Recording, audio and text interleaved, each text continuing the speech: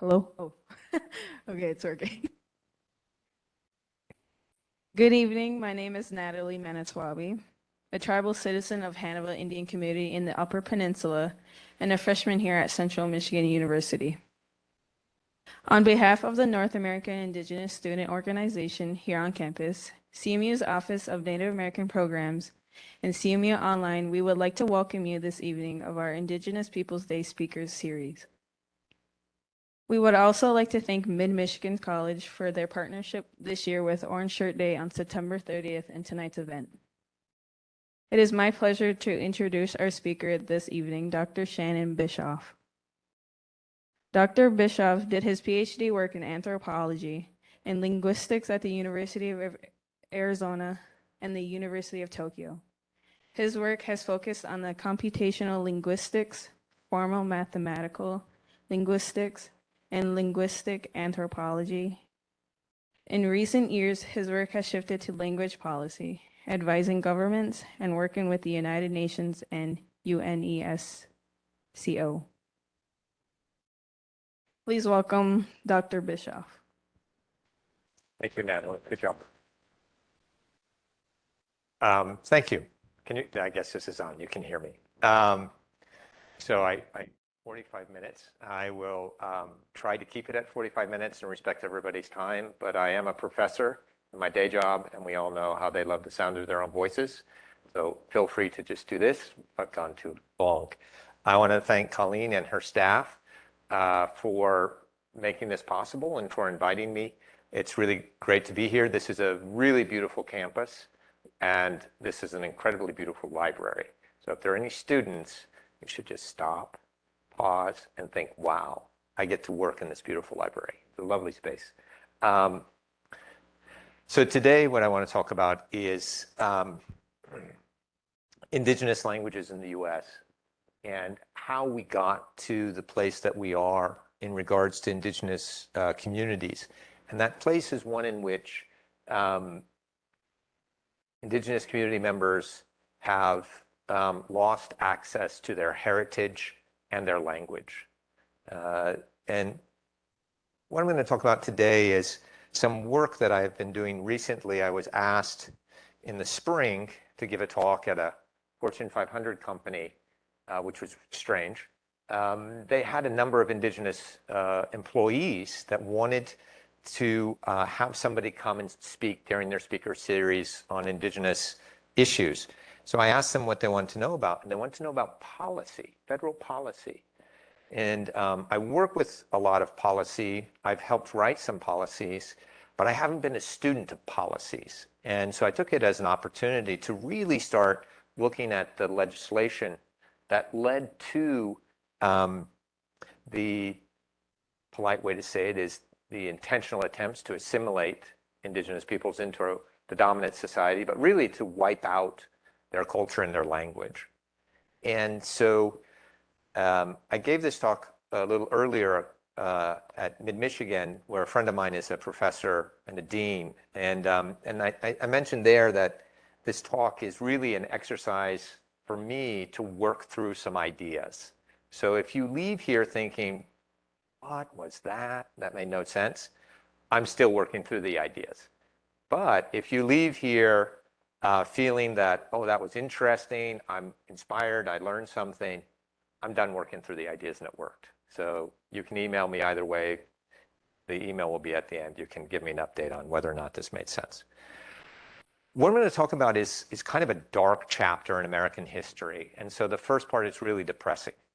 I'm just giving you a heads up.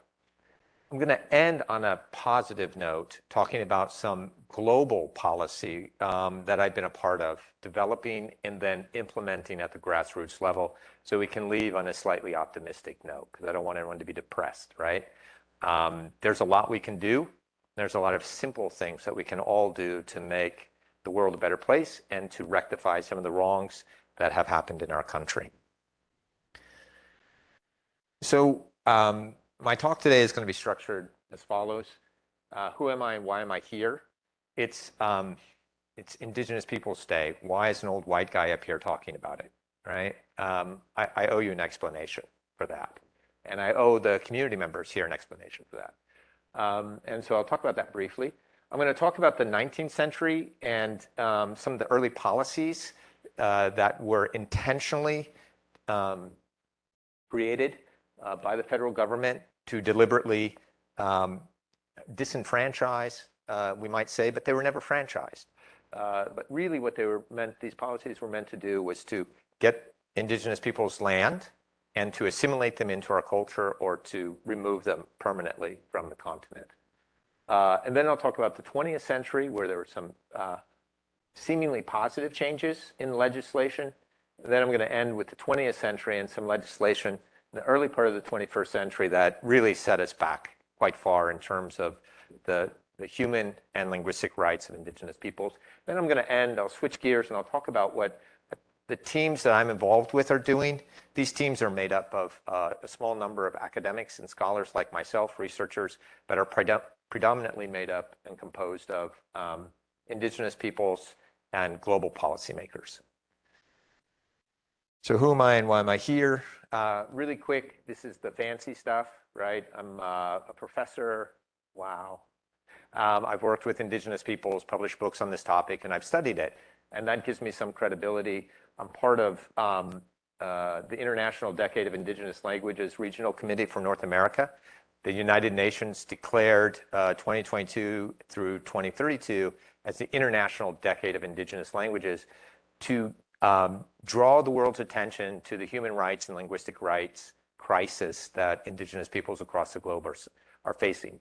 I'm also part of the global ad hoc group that is preparing different kinds of events and policy decision-making for the International Decade. But the real reason I'm here is that on my mother's side of the family, we have been in North America for quite a long time. Everybody knows about the Mayflower, right? Does everybody know there was a sister ship to the Mayflower, that 2 ships left England? One of them was called the Speedwell, and my family owned that ship. My family were the Puritans that lived in the Netherlands, and they were very excited about the opportunity to not have their children grow up with Muslims and Jews. And they wanted to leave. They left England because they wanted to practice their religion. They were able to do that, but they didn't want to practice it where their children would play with other kids of different religions. And so they decided to come to North America when a charter was granted. And they left the port. The crew was terrified. They didn't want to go. They sabotaged the ship, so we all had to come back. People got on the Mayflower, came to Plymouth in 1620. My family arrived in 1621, and the very first thing they did was get some indigenous slaves. Had about 20 Native American slaves that did the work that killed people. So this is dangerous work, and it's work that's necessary for survival. So to ensure that my family could continue living and their bloodline continue, so I could be here today, indigenous people had to die doing work for them. We have the records of this in my family. And so I have a skill set, being trained, highly educated. I have access to material resources. And so I feel compelled to serve others because of this history. I'm very fortunate that I'm here today, but it was at the expense of other people. So I kind of have a debt to repay. And that's why I'm here. And I'm very fortunate that I have indigenous colleagues that allow me to work with them and join their projects and value the resources that I can bring to that. So I want to acknowledge my indigenous colleagues and then that bit of personal history for being here. So 19th century.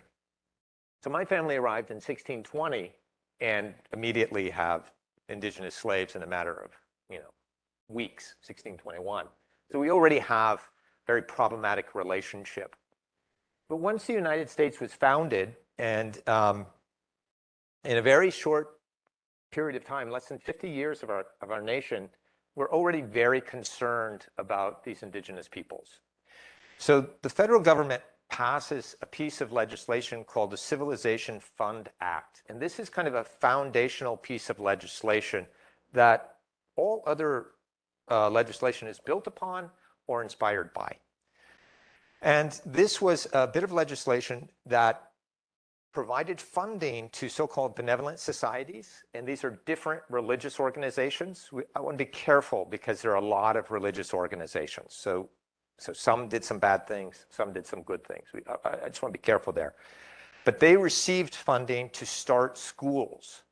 And a lot of these schools were started in the communities. Some of them were boarding schools. And the goal was specifically to civilize these indigenous people. And civilizing them meant getting them to move into Western-style homes, getting them to adopt Western-style culture, getting them to speak English, which in turn would destroy their culture. And this is one of the first examples in the United States of this idea of Americanization through English. You teach English, and that's what makes you American. This was a popular idea starting in about 1800. By 1803, we already had a moral panic in the United States, too many immigrants. Everybody familiar with this thing called Webster's Dictionary? Right? This was developed in response to that scare. One of the motivations behind creating Webster's Dictionary was to create the first textbook for schools and to push for public schools. And the goal of the public schools would be to teach English to immigrants so that they could assimilate into to the dominant culture of the time. And this is this articulation of Americanization through English. And this is important because culture and language are intimately entwined, and you cannot separate the two. And so if you force someone to assimilate by learning the language, you have a very good chance of getting them to assimilate culturally. Some of these indigenous communities supported this Language Act. These were communities that were very sophisticated in their thinking and very contemporary, as in our time right now, in their thinking, in that they recognized that a person could be multilingual and multicultural. And while they didn't want to support this, they believed that if they supported this legislation, their children could learn English, but could continue to learn their indigenous language and culture as well. They didn't see this as replacing their indigenous culture, but adding to it. The Cherokee are perhaps one of the most famous groups. They had their own writing system. They had newspapers. They went to university. Some of them went to Harvard. They lived in Western-style homes. They wore Western clothes, but they also practiced their traditional life ways. Some of them still lived in traditional homes and wore their traditional clothing. So they were able to live a multicultural life as individuals, bicultural, bilingual. And they thought this would help them. This law is very important because it was the foundation for the boarding school policy of the 1890s at the end of the century. There's a boarding school here in this community that I heard about today, and it has a very dark history. The boarding schools are very, one hand, they're very problematic, but on the other hand, they were a brilliant strategy by the federal government to eliminate indigenous cultures. Yeah, I'm not going to talk too much about those because it's just a very difficult topic, and I'm not an expert in that area. But you do have the boarding school here, and I understand that the local tribe does do tours there, and I encourage all of you to go and visit the school and learn about your local history. So some of the policies that came later that had a major impact on these indigenous communities are the few listed here. And all of these policies are trying to do one of two things: displace the indigenous peoples so their land can be had by colonizers, and get them to assimilate by destroying their language and their culture. So the last policy was to exterminate the language and the culture of the indigenous people.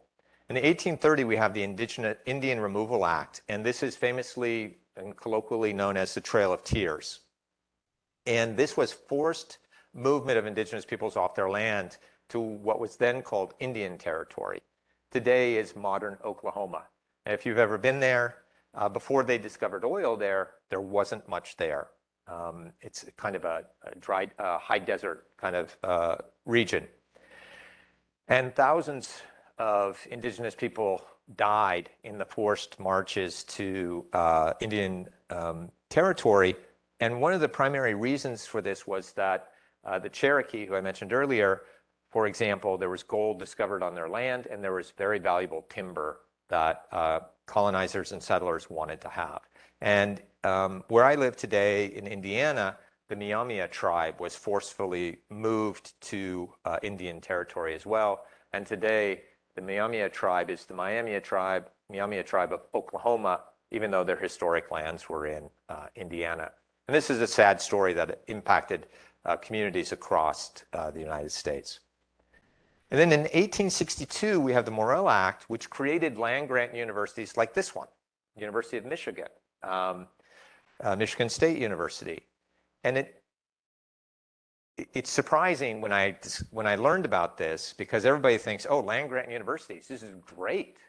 Well, the sad thing is that these universities had to be paid for. And the federal government took land from indigenous peoples and sold that land so that they could pay for the universities.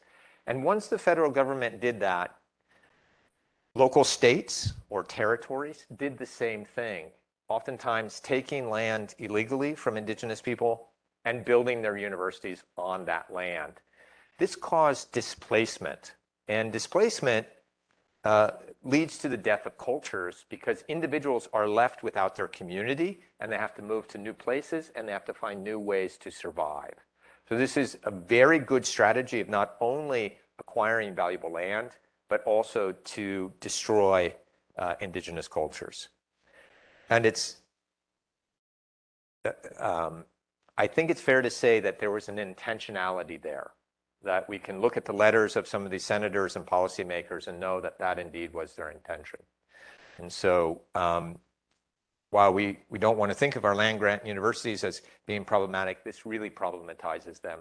The university I work for, Purdue University, and I think it was in 1868, we were about to go bankrupt and be shut down.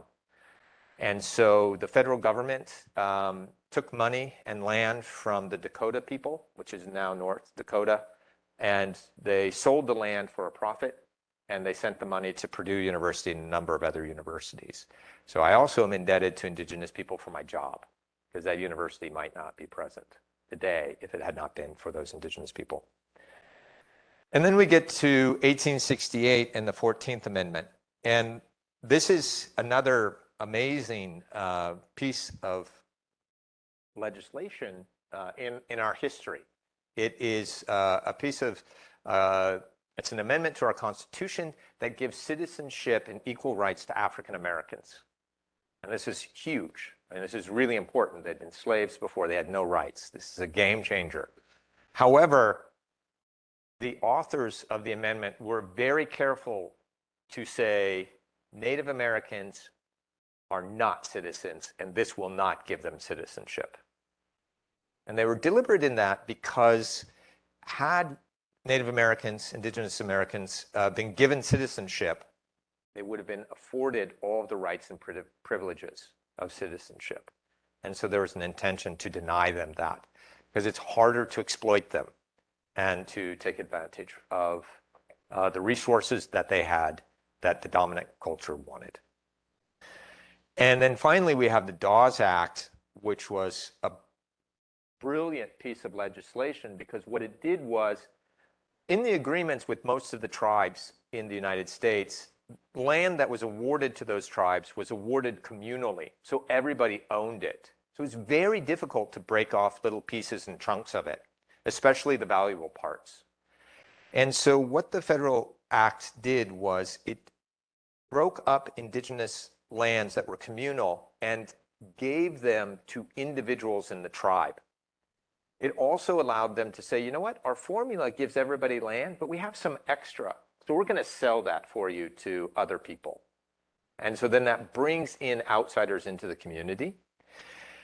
But also, when you are poor, when you don't have access to resources, and when you're hungry, you're exceptionally vulnerable. And so what happened, as soon as the Dawes Act was implemented, land speculators arrived and started buying up land from vulnerable individuals. And it was a way for the dominant society to get more of the land.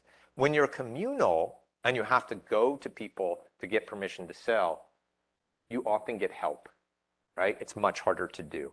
But this made it much easier for predators to come into communities and take land, which is what happened. Again, this is part of this two-pronged process of divesting individuals of their land, but also destroying the culture. Because again, people become displaced and have to find other ways of living, can no longer rely on their community in traditional ways. So that's depressing. Everybody feeling the weight of all of that. So the 20th century, we start to see some changes. And these changes seem to be positive and seem to be going in the right direction. But mid-century, we shift course. And so the first piece of legislation that's important is the Indian Citizenship Act of 1924, right? So you guys know who Geronimo is? Geronimo is a famous Apache. He was on our money, our currency. He was a prisoner of war when we put him on our currency. He was never a citizen of the United States. He died before the Citizenship Act. But in 1924, Indigenous peoples were granted citizenship, and this meant that they had access to the rights and privileges of citizenship. So they could begin to exercise those rights. And then in 1926, in the Philippines, which was one of our colonies, does anybody know the other colonies? Anybody know the colony we have today? Everybody knows we have colonies, right? So the colony that we possess today is Puerto Rico. Puerto Rico is the classic example of a colony in the tradition of colonies. The citizens of Puerto Rico can be drafted into the military. There are strict rules about the economy of Puerto Rico, of how products can get to Puerto Rico that benefit the home country, the US. And while they can serve in the military, they have no representation in our government, which is kind of shocking in the 21st century. But Puerto Rico, Guam, and the Philippines were all colonies that belonged to Spain that we took over in the Spanish-American War of 1898. And so in 1926, we were running the Philippines, and there was a court case, and there were Mandarin or Chinese Filipinos who were being subpoenaed, and all of their records were demanded by the US government. Well, they had kept all of their records in Mandarin. And so the government said, you have to start providing everything in English. So they went to the Supreme Court, and the Supreme Court said, no, they don't. That you cannot restrict language use based on the Constitution. This seems rather innocuous. It's an island in the Pacific. How would that affect us? What that meant was that these newly granted citizens could not have their language restricted. And so in the very few communities left where there were a number of speakers, they suddenly had a legal right to use their language in their lives. Very limited, but they had that. And this Supreme Court decision will show up later in the century as an important landmark for the civil rights movement. However, in 1940s to 1960s, there was a number of policies that are termed the Indigenous Termination Policy. And the federal government began working to extract itself from any agreements that it had made in the 19th century, any of those remaining treaties. And they began making policies that removed tribal sovereignties, tribal rights. And one of the things that they did, which is particularly egregious and shocking, was they actually passed legislation in the boarding school situation.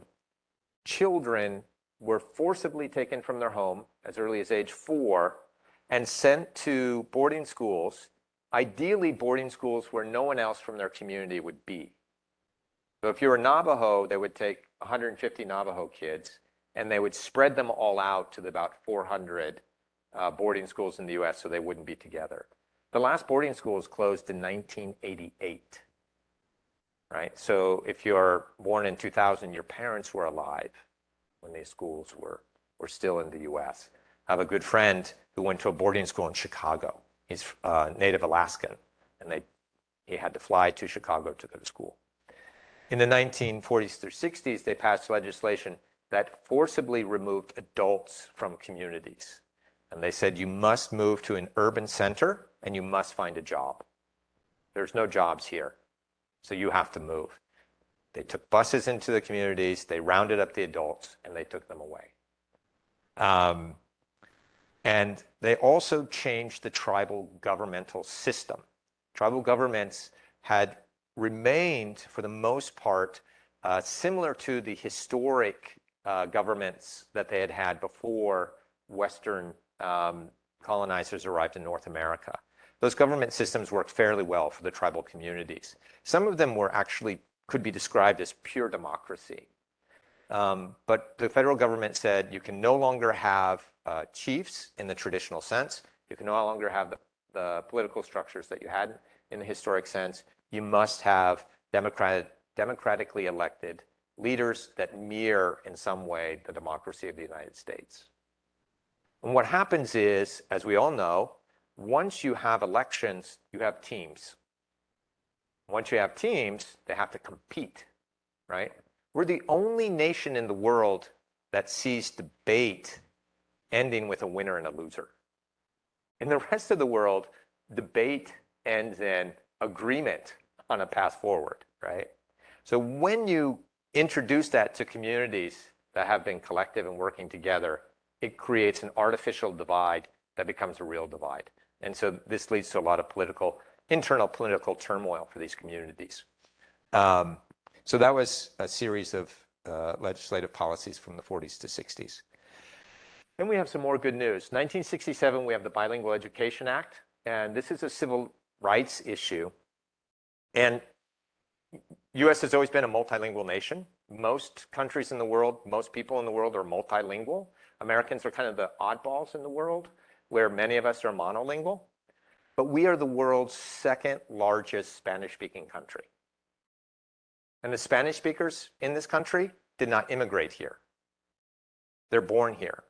In fact, the Spanish spoken in Santa Fe, New Mexico, is the Spanish that is most like the Spanish that conquistadors spoke when they arrived here.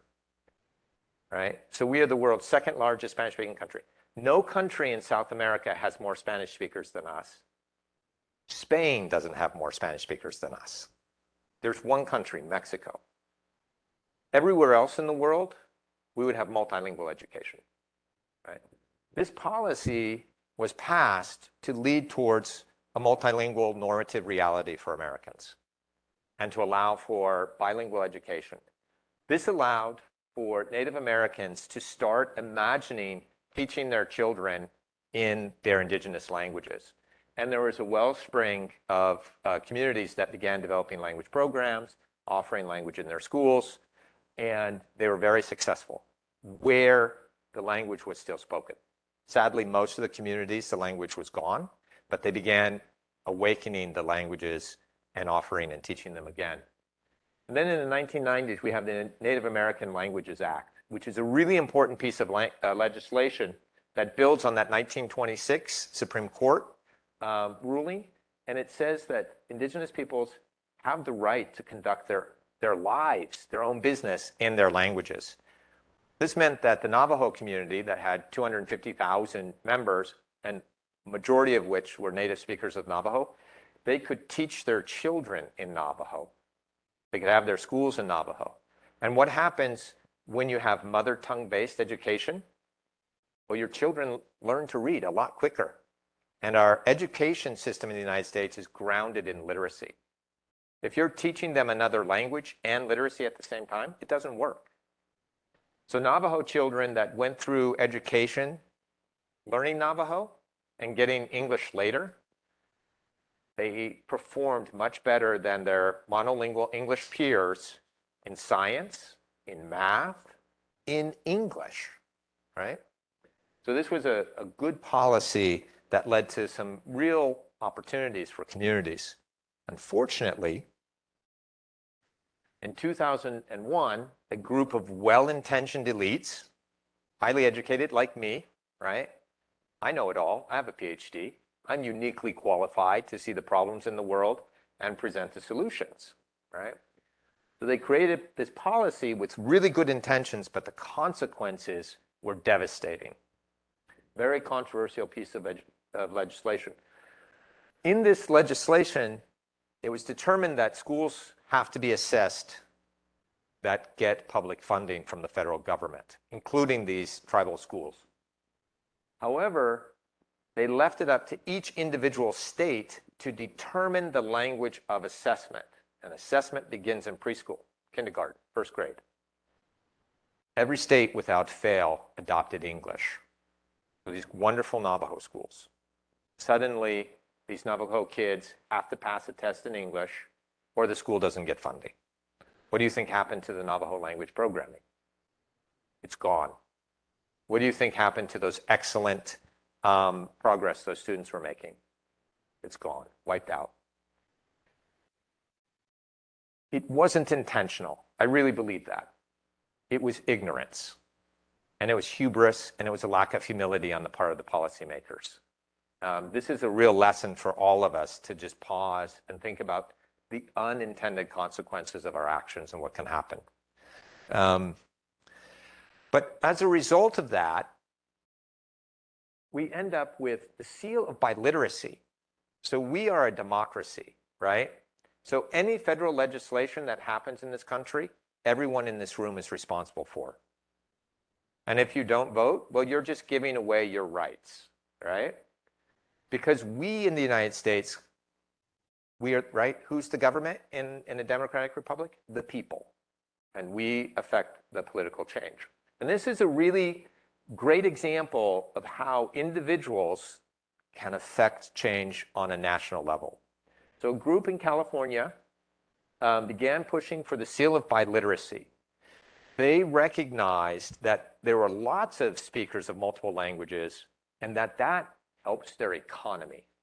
And it also helps these individuals with their sense of identity. So they pushed for legislation at the state level to recognize the multilingualism of individuals and to stamp their diplomas with a special seal, the seal of biliteracy.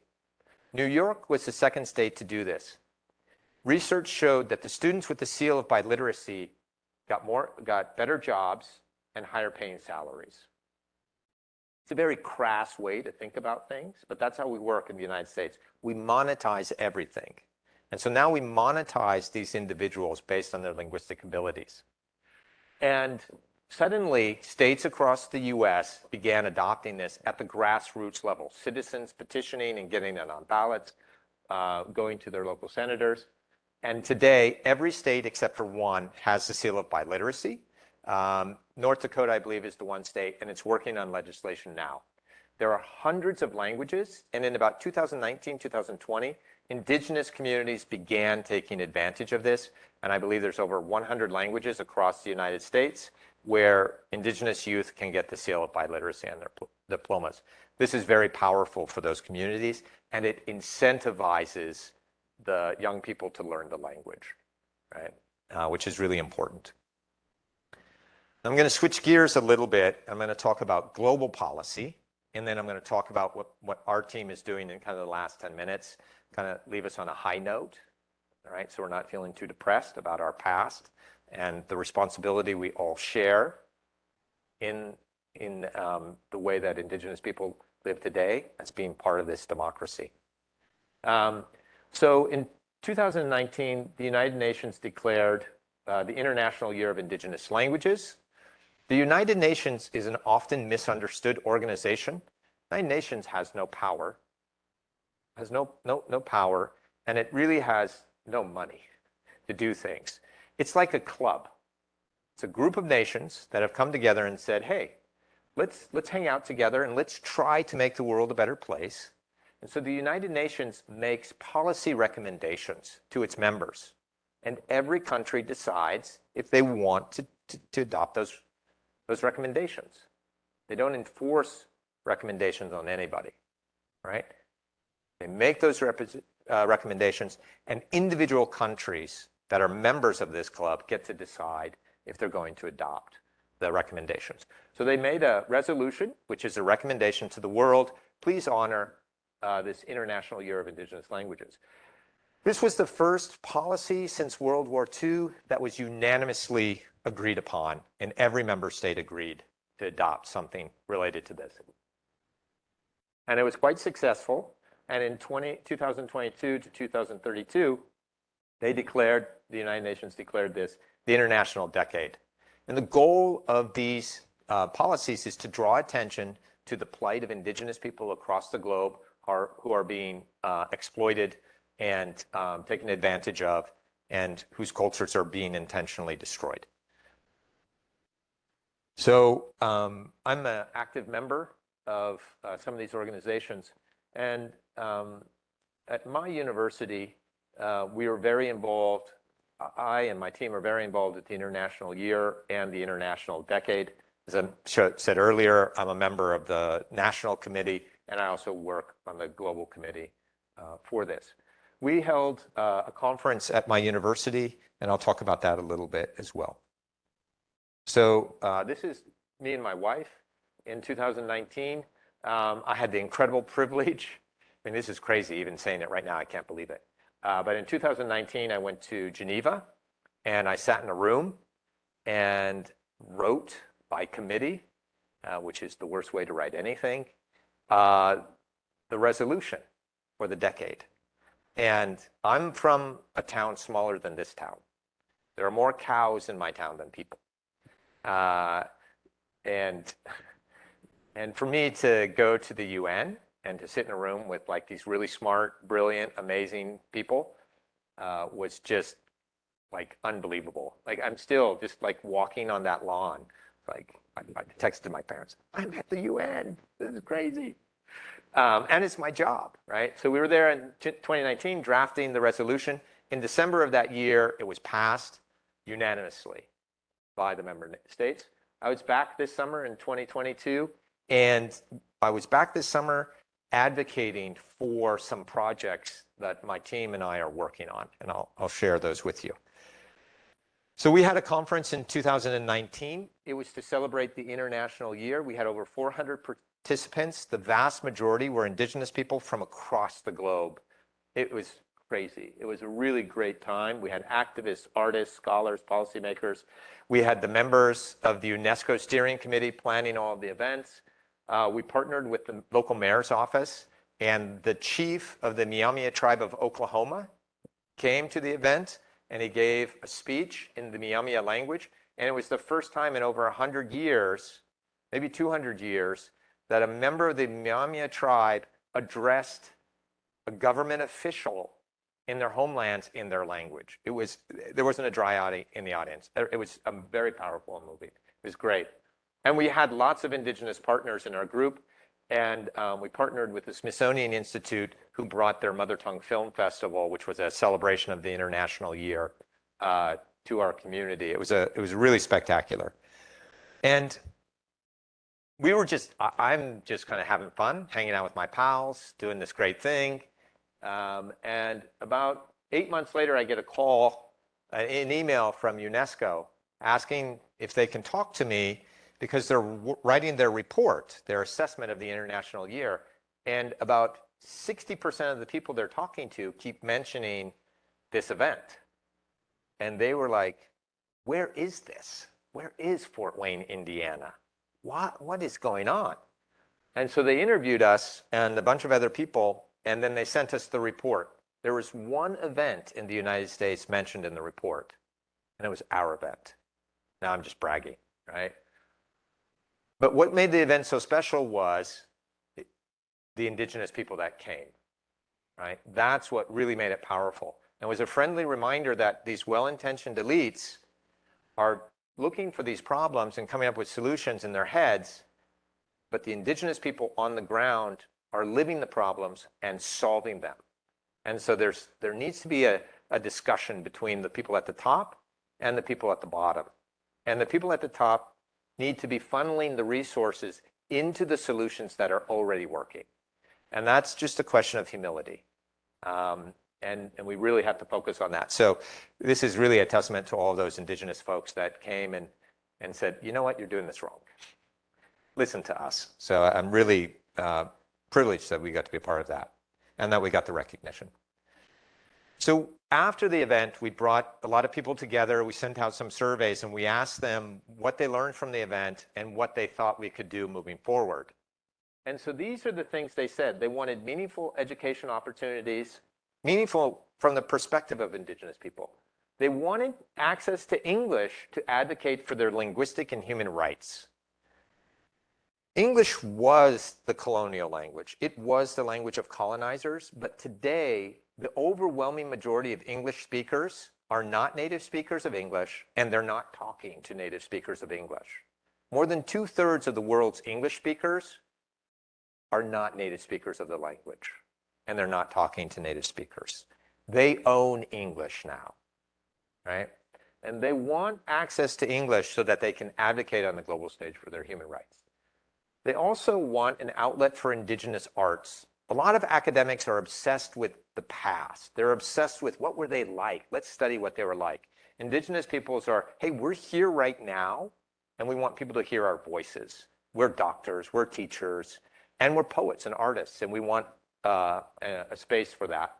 And then they wanted help building Indigenous universities and colleges.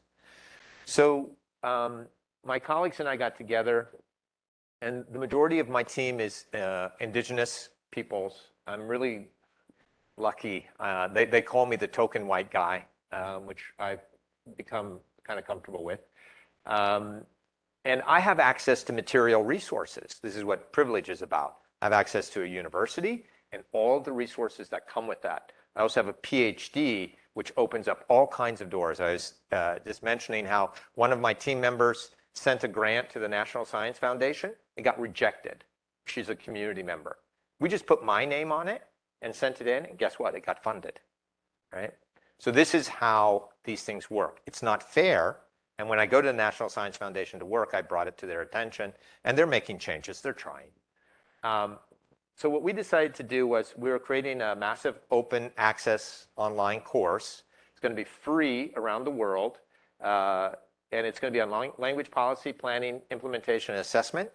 So community members will be able to take this free, and when they leave the class, they will know how to build a preschool in their language. They'll be able to write a policy related to Indigenous languages, and all of our case studies and all of the people that will be on the videos, and these are Indigenous people. We have 2 MacArthur Genius Grant recipients helping us. If you don't know what a MacArthur Genius Grant is, it's a grant where they knock on your door and they say, hey, we've been watching you for 20 years. You're a genius. Here's a check for $600,000. Have fun. And we've got 2 of those folks working with us. It's really exciting. But that will be launched in the fall of next year. And right now we have 2 Indigenous universities that are working with us, and we're working to get more partnerships with Indigenous communities. And these are some people that were at the event. This is my friend Zom Mint. He was the director of Director General of the Department of Myanmar National Languages, Ministry of Education. They have over 72 Indigenous languages in the country, and he was building mother tongue-based education programs for them. There was sadly a coup in Myanmar, and the government officials were arrested, including my friend Zom Mint. The gentleman next to the woman there, my lovely wife, is Alexei. He is an Indigenous individual from Russia. He's also an international human rights attorney with UNESCO and the UN. And then the gentleman on the left, Augustine, he's really cool. He's from Peru. He was part of the Ministry of Indigenous Cultures and Languages. He's a world champion surfer. He's run the world championship 3 times. I'm supposed to be talking about the languages, but he's a super cool guy. All of these folks helped us with our getting to understand the need for policy and planning. The other thing they asked for was access to English.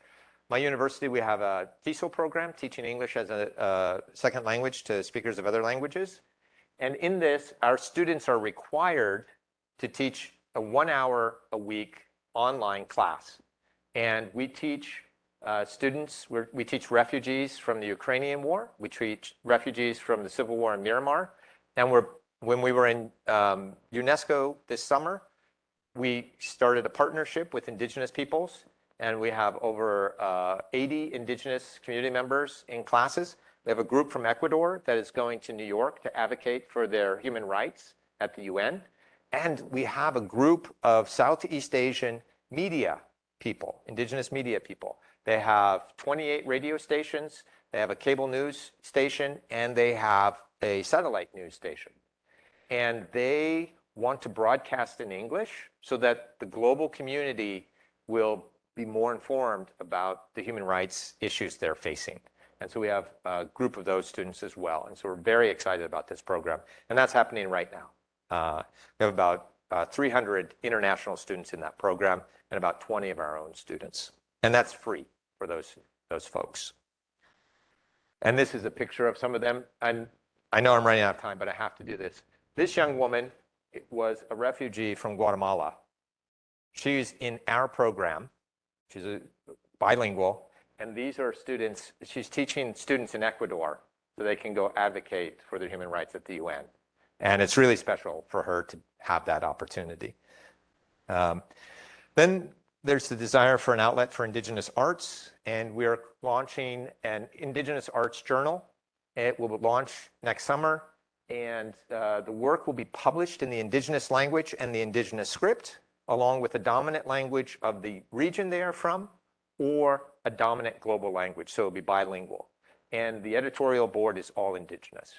And our university is going to be publishing it for free. It's going to be available for free to Indigenous peoples across the globe. And that's the resources that I have access to. I can convince my university to do this. And this is I said this earlier, this is Dr. Ophelia Zepeda.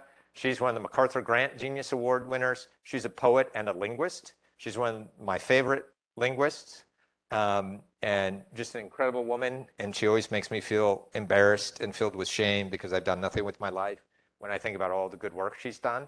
And even looking at her photo now, I just have to, what have I done with my life? Such a loser. Anyway, move on from Ophelia. I feel bad. But she's amazing, and she's helping us with this work. And that was her reading her poetry at our conference.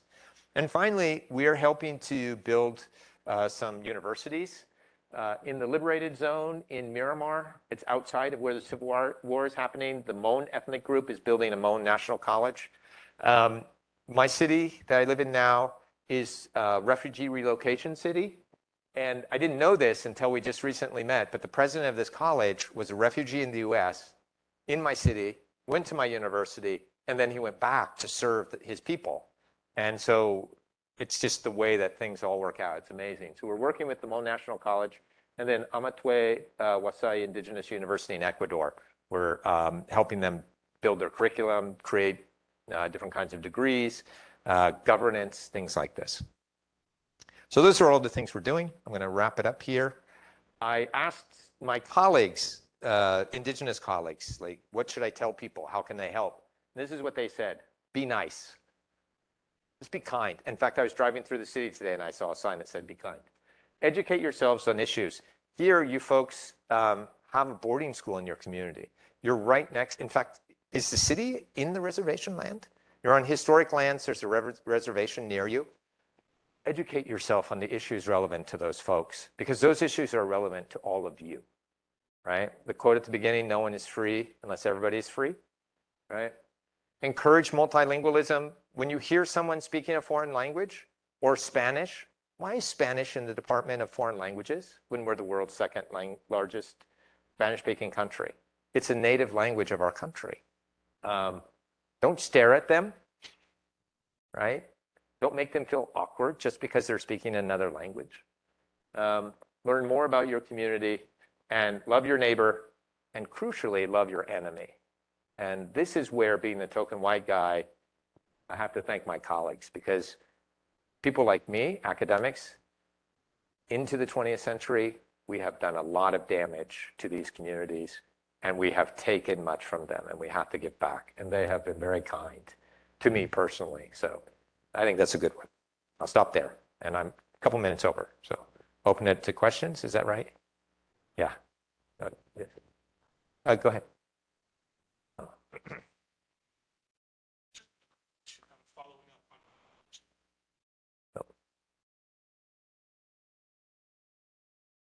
I think we can hear you. Is that it? Are we good? Oh, there you go. Okay. I know in particular we have some young Native scholars here from Indigenous communities locally and throughout the Great Lakes region. I'm wondering if you have any practical advice for those young scholars who may want to go out and get involved in Indigenous land revitalization. Perhaps they want to work with a school they've attended previously before coming to university. What kind of first steps can you recommend for those young scholars who want to get more involved in this field? Dr. Colley? Right? Seriously, I think that if you're a young Indigenous community member, the first thing I would say to you is do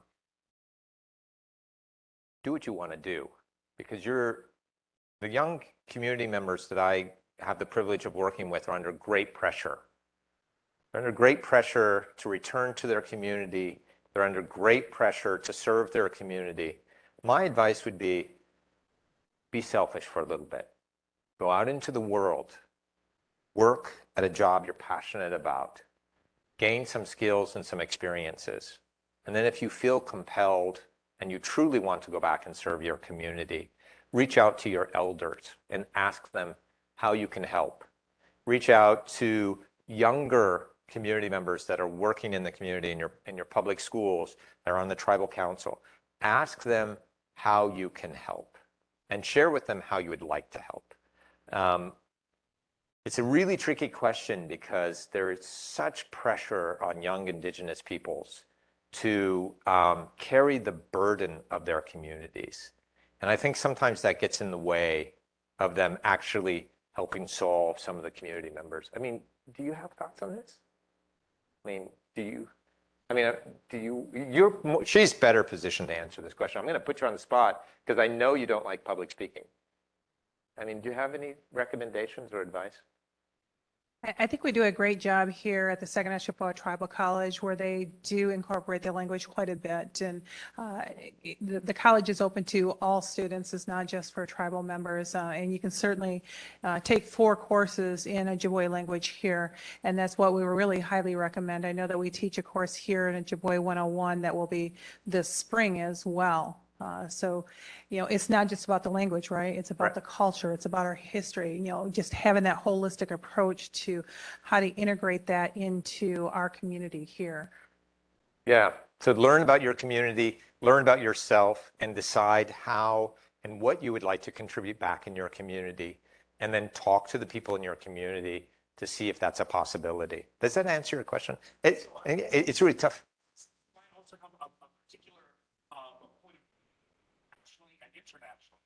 Yeah.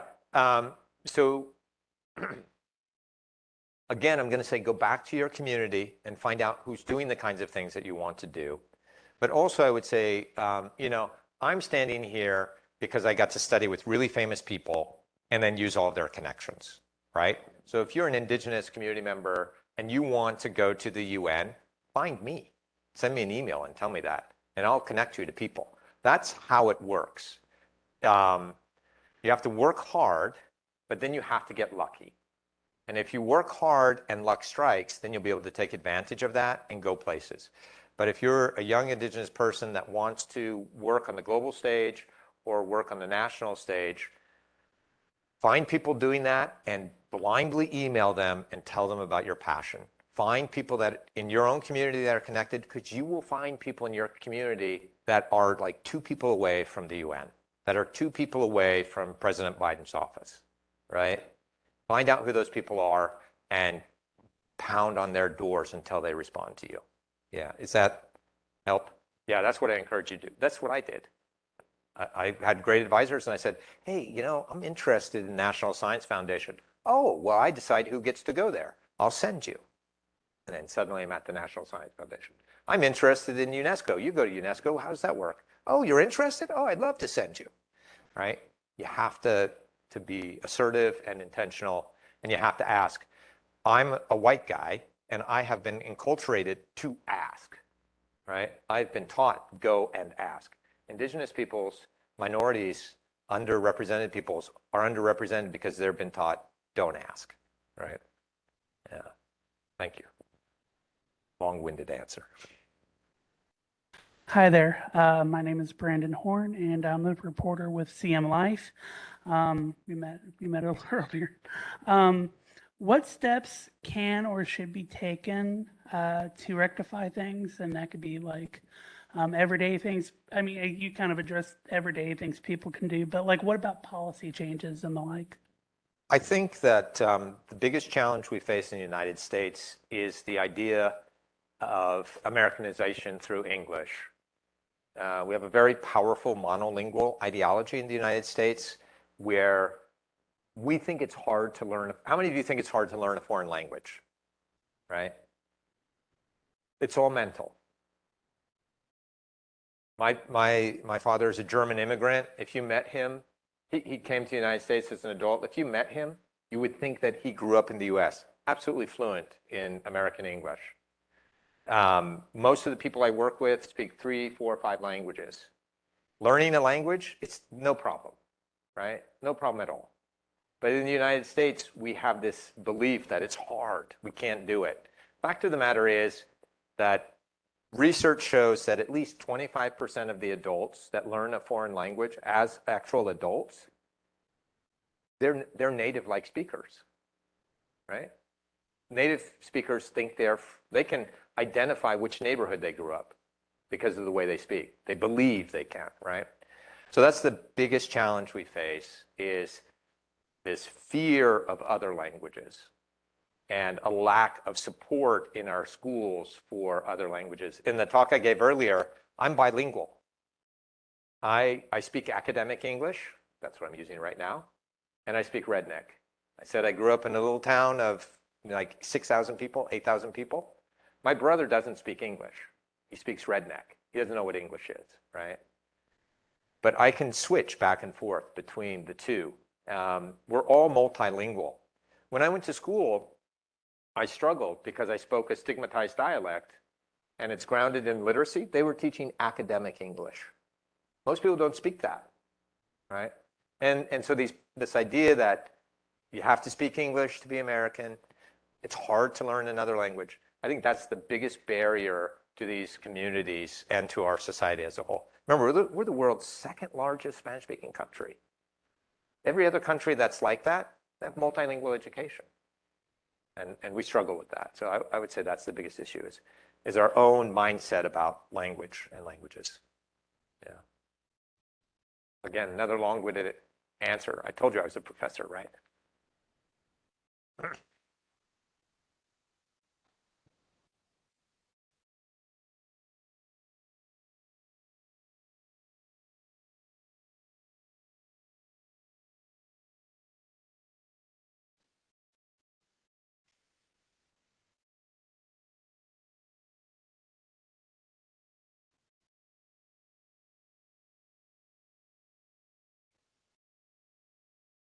Well, that's a really complicated question. So when an immigrant arrives in the United States today, their children will speak English. And part of that is this ideology of Americanization through English, which is articulated in our schools. If you're a white, upper middle class student, it's cool if you learn Spanish. Well, actually not Spanish. French is the cool language. You shouldn't learn Spanish. You should learn Mandarin or French. And that's really cool if you're a white middle class person. Yeah, you can be bilingual in French and Mandarin, or maybe Japanese. But if you're an immigrant to the United States, you better learn English. And you better lose the other language. You cannot keep it. And so we used to have, and we still have in a lot of our schools, what we call subtractive bilingualism. And the idea is we add English and subtract your other language. So in that sense, it's problematic. It's very problematic. But the state of Utah has demonstrated it doesn't have to be. In Utah, the Mormon church is there, and Mormons have no problem learning other languages. In fact, Mormons become fluent in many, many languages because they believe that they can. And they do. And when they come back to Utah, they now speak all kinds of languages. And in the 2000s, many tech companies were moving to Utah because they needed multilingual employees. And the Republican leaders of Utah realized multilingualism is beneficial to the economy. And they changed the education in Utah. And today, the education in Utah is multilingual starting in first grade because they recognize the value that it brings, economic value to the communities. And so if you're an immigrant and you move to the US and you move to Utah, it's going to be great for you. They're going to value your multilingual background, and they're going to work to get you employed, making a good, decent living, and moving into the middle class. So again, it depends on the context and where you are, all right? It can be both. Until World War I, in the Midwest, in many of the major cities, you could go to high school, you go to elementary school, middle school, and high school in German. If you lived in Louisiana, you would go in French or Spanish. If you lived in Alaska, you'd go in Russian. There was no problem. That was fine. The best private schools in the Southwest were Spanish language private schools until the 1930s. World War II, everybody panicked and they changed legislation and all those schools got shut down because of the fear from the World War. Yeah. Yeah, good question. Other questions? Okay, in closing, can we give a round of applause to Dr. Bishop? Thank you. Thank you very much. Good evening, everyone. My name is Jasmine Cabarrubia, and on behalf of the North American Indigenous Student Organization and the Native American Programs Office, we would like to extend a chimigwech to Dr. Bischoff here, and we would like to leave him with a small gift here. Thank you so much. Very kind of you. Thank you very much. Thank you. Thanks a lot. I would also like to express a huge thank you to each and every one of you who came out tonight for our presenter here. In closing, I would like to remind you all of the upcoming month of Native American Heritage Month coming up in November. Those dates and events will be coming out pretty soon here. So I invite you all to attend those events as the month and events come out. So thank you very much. And again, chimigwech for coming out tonight.